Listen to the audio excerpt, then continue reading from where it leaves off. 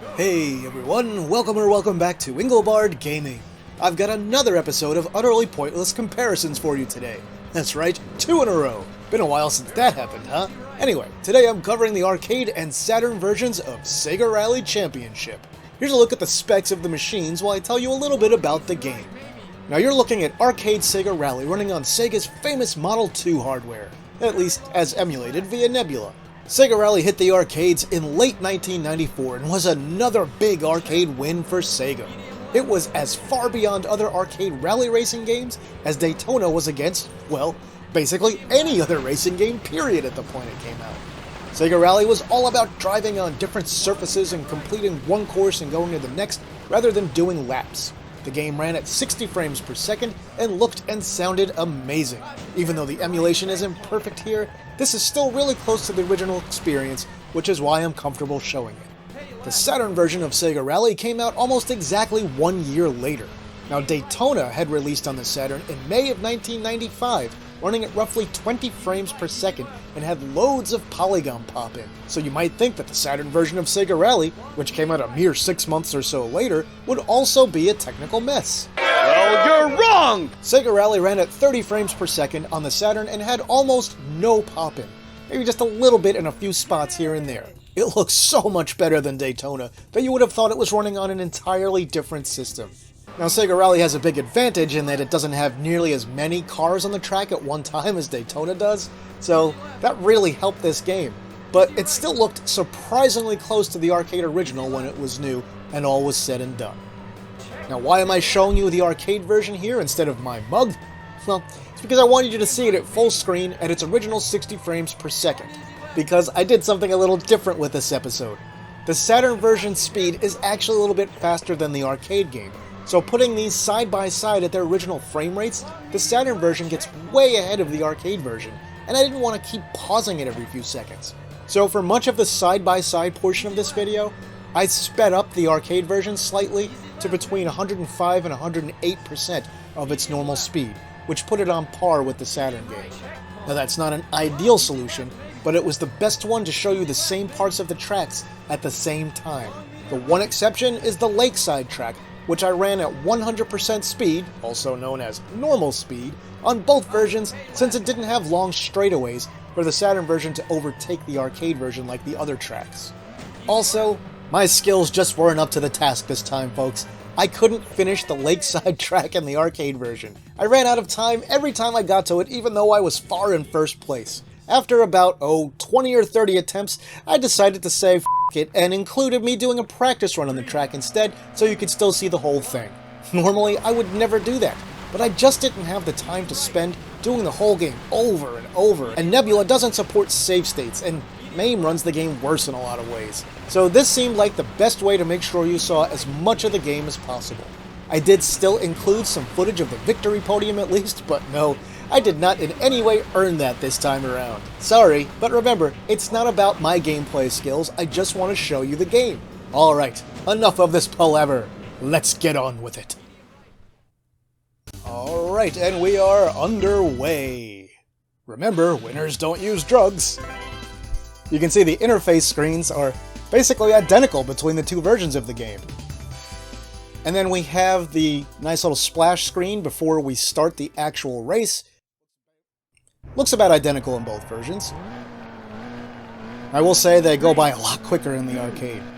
So for the little timing thing here, I had it running at 100% for the 3, 2, 1 countdown, and then I had to speed up the arcade version after that. If you run this game at 100% speed, just normal speed in both versions, the Saturn version would have been at this turn like a full 1 or 2 seconds before the arcade version got there. So I don't know what the deal is with the timing on that, but it is noticeably different. Now as far as the game itself goes, you can see the very apparent resolution and frame rate differences, and they also use sort of a mesh transparency on the car windows in the Saturn version. While in the arcade one, they sort of do something else with the windows. They just make them look kind of glossy. We have these big wide turns, and you can see very, very little pop-in in the Saturn version. You even got our helicopter, it's kicking up all the dust. The dust is a little easier to see in the Saturn version, they made it brighter. And there you go. We've already finished our first stage, the desert stage. You can tell this is not going to be a very long comparison. So next up we have the forest. The forest is my favorite track in this game, and we have a pretty noticeable difference in the color palettes here too. And another thing I'll point out here is that the shape of the cars is noticeably different again in both versions, and the angle of the chase view right behind the cars is not identical in these two games. But Sega did a fantastic job translating all the detail from the arcade version onto the Saturn, especially after the semi-visual disaster that had been Daytona. Daytona at least played great, but it did not look like it was running on powerful hardware. So Sega Rally here, you can see it's got basically everything that is in that arcade version. And it is a relatively easier game to translate to this hardware because there's not as much going on the tracks. You never really see more than 2 or 3 cars on the road at the same time, so it doesn't have to draw as much or calculate the paths for as many cars or all that stuff. Yu Suzuki had famously talked about Daytona on the Saturn requiring hellish calculations for all 40 cars that could be on the track at one time. This game, they had no worries about that. And despite the slightly different color palettes, I think the game looks great.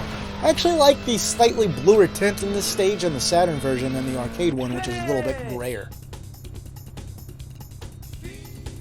Well, there you go. The forest track is all done.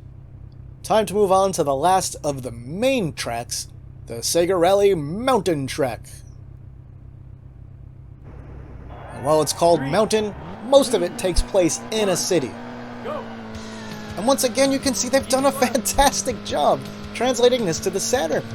All the details are there, the buildings are all there, the trees are all there. This looks great.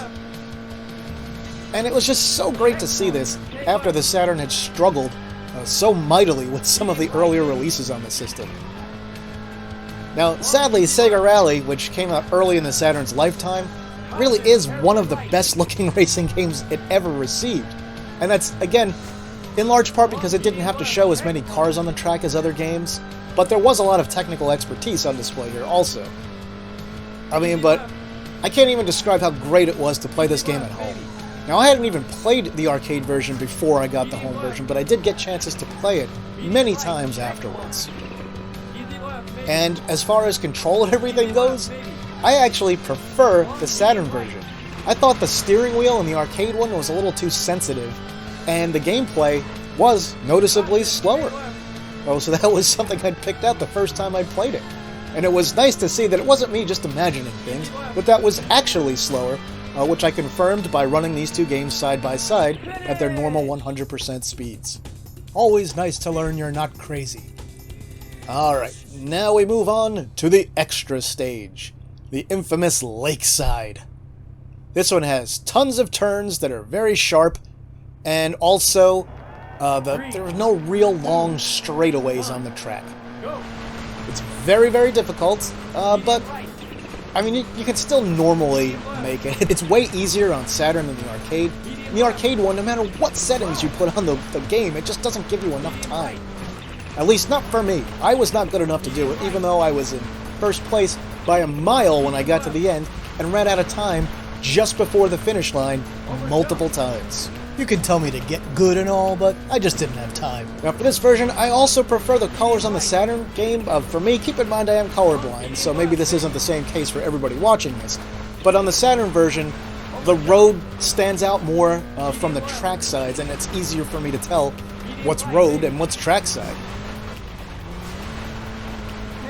Again, you can see we have all the trees, and the tree colors are a little brighter on the Saturn. I'm not sure if that's a good thing or a bad thing, or it's just a different thing. But either way, it is noticeable they are darker in the arcade one. And you can see on the arcade one, as I mentioned earlier, I'm doing a practice run on the track, so there's only me and one other car here.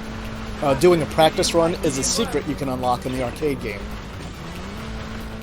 Basically, you have to go to the practice option, move your steering wheel to the mountain track, keep it on there, and then enter a bunch of button presses for your gear shifter in a special sequence, and then it unlocks that. Alright, so here is my unearned victory. You can see in the arcade version, they have sort of the Saturn logo as an advertising thing there for themselves, and hey, why not? Now we've got the ending. It's just a staff roll in both versions. The song is different here in both. Oh, and one thing I hadn't mentioned earlier is that I'm only showing, or playing the Saturn audio here since I was speeding up and slowing down the arcade game at different points. But you heard the arcade audio at the beginning of this whole thing, when I was showing only the arcade version. And I'll play a tiny little bit of it again after this while I do the conclusion. But one thing you'll note is that the music is clearly better in the Saturn version, which is Red Book Audio, which was not the case for the arcade original. So the things like electric guitars and everything do sound noticeably better in the Saturn version. So it's probably the only part of the game that it can boast as being just objectively better than the arcade one.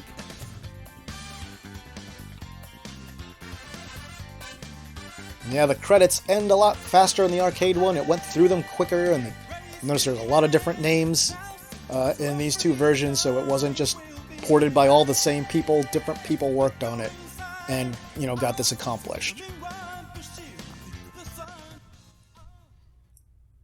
Alright, and finally it is time to put my initials in, or my abbreviated name here. We'll give it the all ING. You can see even that sequence looks very similar to the arcade game. Look at the arcade one. I didn't enter Pooh there, but it's funny that number 1 is Pooh and number 2 is Ing, isn't it? So adult. So there you go, a complete look at the arcade and Saturn versions of Sega Rally Championship. Final thoughts on this one. First off, this was a short video, but it was way more work than most longer ones.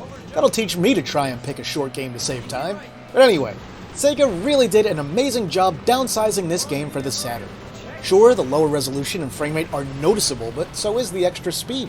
The game controls well either way with the D-pad or analog controllers, but analog does take a while to get used to with this one. Sega Rally wasn't designed with a 3D pad in mind, it was made for the steering wheel.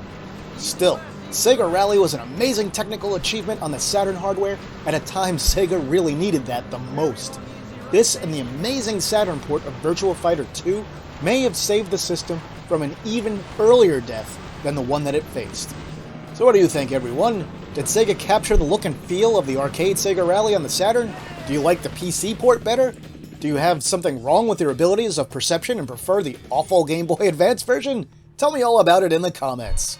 That'll do it for this video, my retro gaming friends. If you enjoyed the video, please toss it a like and share it online somewhere. If you haven't yet, subscribe to the channel and hit that notification bell so you'll never miss one of my videos. You can now also support the work I do here on Patreon, Ko-fi, or through channel memberships. With that, I'll say thanks for watching, and see me later.